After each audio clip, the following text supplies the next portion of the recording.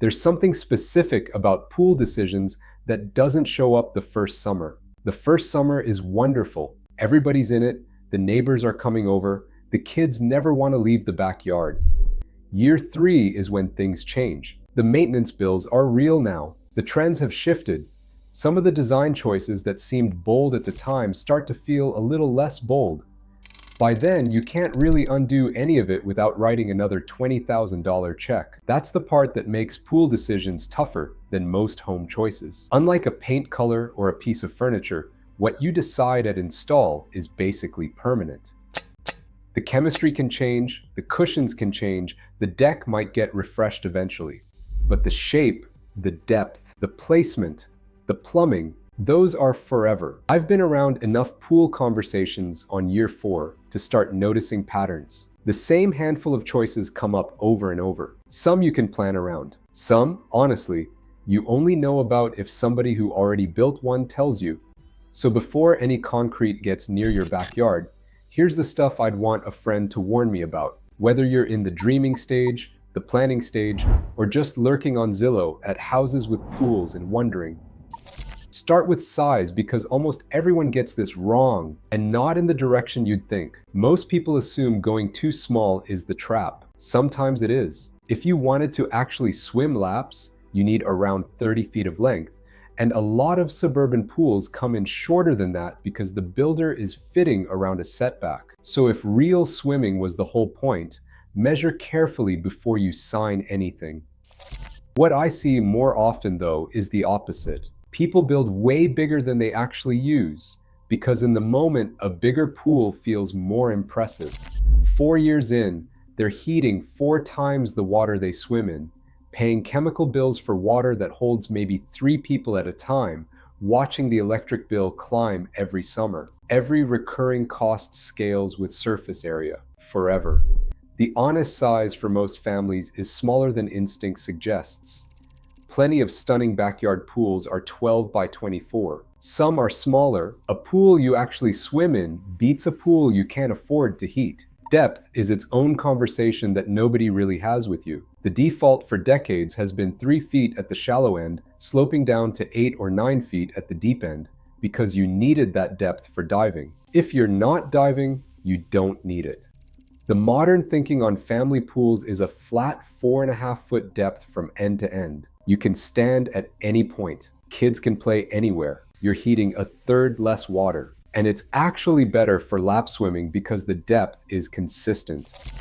Worth asking your builder about before they default to the traditional sloped bottom.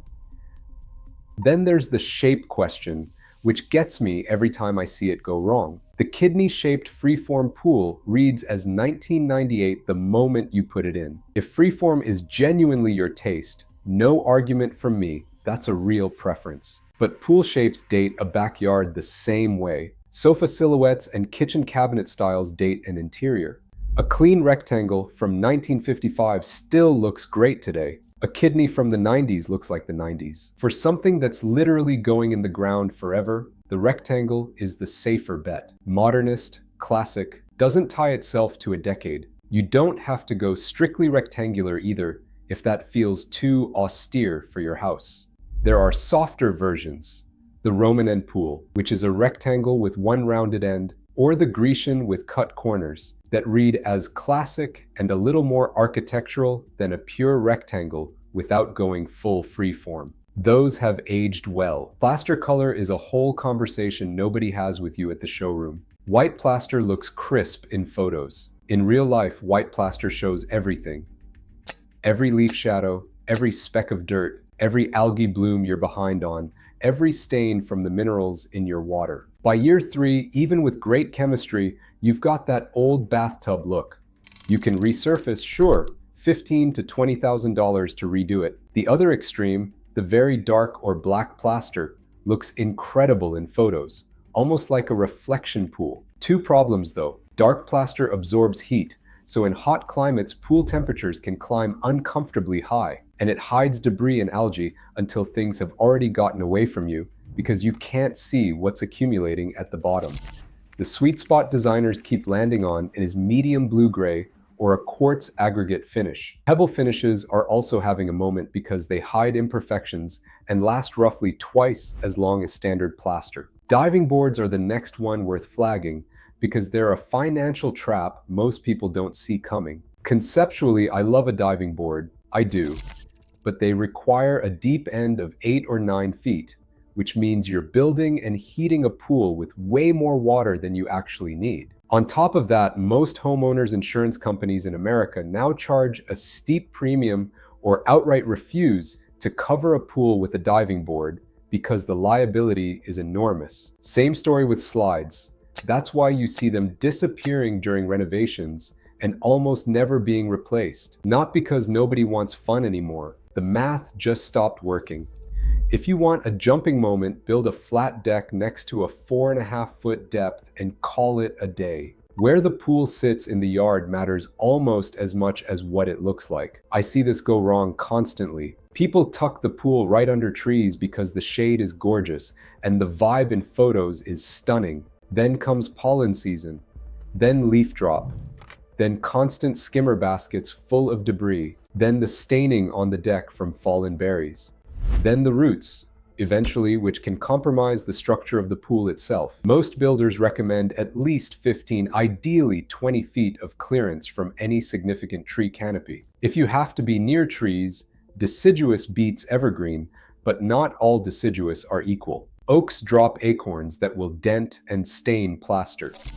Magnolias drop those huge, leathery leaves that clog skimmers immediately. Pines shed needles year-round, and the sap will gum up your filter system. The friendlier neighbors are crepe myrtles, dogwoods, smaller ornamentals. The harder choice, but the one I'd actually recommend if a problem tree is too close to where you want the pool, is taking the tree down before you build. It hurts. It hurts less than 40 years of cleanup. Concrete pool decks are something a lot of people don't think hard enough about until late July. A poured concrete deck looks clean, and it's the cheapest option. The catch is bare concrete in full sun, reaches surface temperatures that will genuinely burn your feet. We're talking 130 to 140 degrees by noon on a hot day. That's the temperature where you cannot stand on it barefoot for more than a few seconds. There's a reason resort decks aren't bare concrete. They use lighter stone, travertine, certain cool deck finishes designed to reflect heat. The upgrade materials have catches too, by the way. Travertine and limestone reflect heat beautifully but stain easily. Suntan lotion, drink spills, pollen, anything acidic. They need annual sealing or they look beat up fast. The realistic middle ground most people land on is either a textured cool deck coating or a porcelain paver rated for pool decks. Both reflect heat better than concrete and stain less than natural stone. Personal one here, because this comes up so often. A family member of mine built a beautiful pool with a tanning ledge, the shallow shelf where you can put a chaise with about 9 inches of water over it, and they made the ledge 4 feet wide. Looks great in photos. The problem is 4 feet isn't enough to actually fit a proper lounger on it sideways. You sit there a little awkwardly with your legs hanging off. They love the pool. They've also been honest that the ledge ended up being kind of pointless in person. If you're putting in a tanning ledge, do it right. At least 7 feet deep front to back, so a full chaise fits with room to walk around. Otherwise, you've spent thousands on a feature you'll use maybe twice a summer. There's one upgrade nobody talks about at the planning stage that might be the single most useful expense you can build in from the start. An automatic safety cover. These run $12,000 to $20,000 installed, which sounds like a lot until you do the math. They keep kids and pets out when you're not watching. They cut heat loss overnight by around 70%. They cut chemical use because the water isn't constantly exposed to sun and air. They cut evaporation by a huge amount in dry climates. It's also the only type of pool cover that meets ASTM F1346 safety standards, which means in some states it can offset other code requirements, like extra fencing around the pool. So depending where you live, the auto cover can pull double duty as your safety compliance. People skip it at install and then spend the next decade paying for it anyway, in heating bills, chemicals, water replacement, and a low-grade background anxiety about kids around the water. It's almost impossible to retrofit cleanly later, so build it in from day one if you can. Now, attached spas. This is one I find myself ranting about with friends constantly. That little raised hot tub on the side of the pool, water spilling over the edge, has been a default upgrade for the last 20 years. Builders push it hard because it adds 12 to 25,000 to the project. The pitch is always, you'll use it all winter. What actually happens more often than not is people use the spa enthusiastically for the first 6 months and then almost never again. It's a separate heating cost, a separate chemistry conversation, a separate cleaning routine. Genuinely love hot tubs? Build one. Doing it because the builder said so or because every magazine pool has one? Take a beat. Ask yourself if you actually use hot tubs anywhere else in your life. If the answer is no, you're probably not going to suddenly start. A standalone hot tub bought separately later runs about half the cost of an integrated one, and you can put it wherever you actually want it. Tile choice is another one I see going wrong, especially with the trend toward all glass tile pools. The appeal is obvious. Glass mosaic underwater looks like jewelry, catches the light beautifully, gorgeous in photos. The catch is glass tile in a pool is enormously expensive, easily 3 to 5 times the cost of standard pool tile and much more fragile. A loose tile here, a chipped tile there, becomes a long, slow maintenance project that never quite ends. Repairing glass tile underwater is its own specialty trade. Most designers now recommend using glass as an accent. The waterline band, a wall behind a spa, the steps, and going with a more durable ceramic or pebble finish for the bulk of the pool. You still get the visual moment where it catches the light. You just don't commit your entire pool surface to a high maintenance material. One more thing worth mentioning because it makes a real day-to-day difference. The equipment pad, the pumps, filters, heaters, automation, all that stuff gets tucked into a side yard at install and forgotten about. But the difference between a quiet, energy-efficient variable speed pump and a loud single-speed one is huge, both in your electric bill and in how often you can actually sit by the pool without hearing equipment hum like an HVAC unit.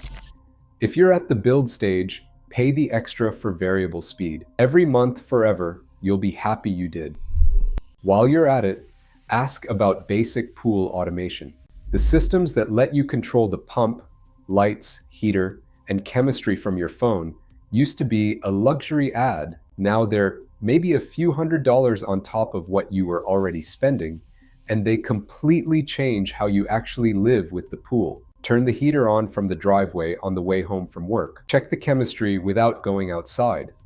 It's the kind of thing that quietly determines whether you actually use the pool on a random Tuesday night or wait for the weekend. Okay, last thought. The thing I notice about pool owners who still love their pool 10 years in versus pool owners who feel a little trapped by it is restraint. Not bigger, not more features, not a swim-up bar and a fire bowl and a beach entry and a tanning ledge and a glass tile band and an attached spa all in the same project. Just clean, considered choices. A rectangle, a medium plaster or pebble, a proper deck, good equipment, a cover. The owners who stayed happy didn't add, they edited. Builders won't always tell you that because there's no real money in editing, but that's the honest read. Now, real talk before you go. If you're seriously thinking about a pool, you're probably also looking at the rest of the outdoor build.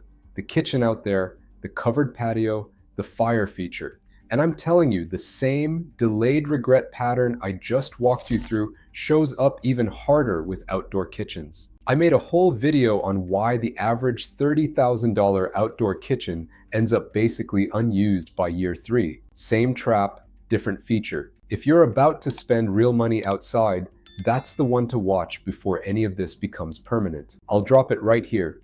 Genuinely, it'll save you from one of the most common expensive mistakes I see homeowners make. See you over there.